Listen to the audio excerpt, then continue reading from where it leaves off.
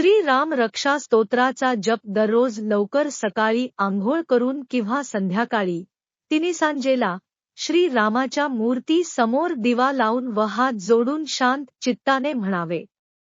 हे केल्यास श्री राम आपली रक्षा करतात, सांभाळून घेतात. आपणास कधीही काही त्रास होत असेल किंवा भीती वाटत असेल तर राम रक्षा स्तोत्राचा जप करावा.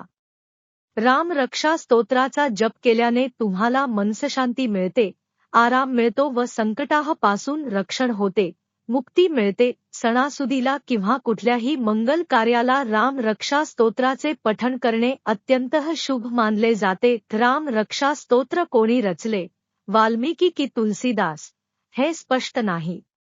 राम रक्षा स्तोत्रात 38 कडवी आहेत. श्री रामाची भक्ती अर्चना करण्यास राम रक्षा हे सर्वोत्तम स्तोत्र मानले जाते.